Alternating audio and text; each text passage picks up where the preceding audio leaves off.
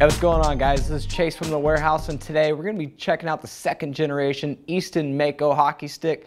Now, this comes in a grip and non-grip version, and since they look basically identical, we're just going to check out the non-grip matte finish.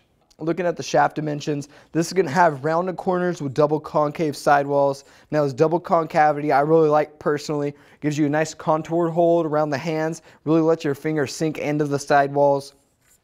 As far as the shaft construction goes, this is going to be new and improved from what we saw from last year's Makos. They got rid of that Kevlar wrap that we'd seen for a long time, and they used a new Uni-Carbon system. Now, this Uni-Carbon system is universally aligned carbon fibers that run the entirety of the shaft. Now, when they do this, this allows the engineers to get a tighter weave around the shaft, and this provides a lot stronger, stiffer, and more responsive shaft overall. Now, as we look here, we're going to see these ridges that run pretty vast majority of the lower portion of the stick where your lower hand is going to go. This is really going to let your fingers get a good comfortable hold, especially for those guys who aren't using grip. Gives them a little bit more texture to hold on to, and even for those guys who are going to be using the grips, gives them just a little bit more to grip onto.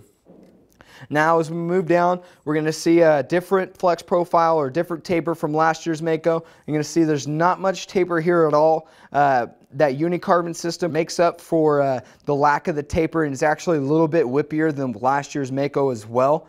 So now going into the blade, this is where we're going to see some real key durability improvements from last year's Mako. As you recall, we only had 2 internal spars that ran the length of the blade in last year's.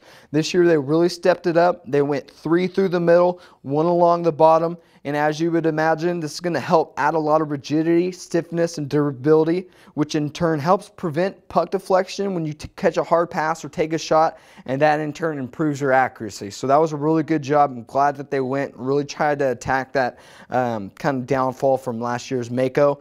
As you can see, this texture here, this is to help this tape stick to the blade a little bit better, and it's going to help those guys who maybe only tape half of their blade. This is going to add a little bit of a grip texture for the puck as well. So that was a pretty cool key feature. It kind of has a little sandpapery type of a feel to it.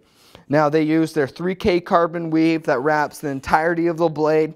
This helps improves responsiveness, giving you a good puck feel, and that also works with the micro bladder blade process here at the top that gives you a really consistent, awesome puck feel heel to toe. So now going to the overall feel of this stick, me and a couple of the guys took it out, went out and played with it.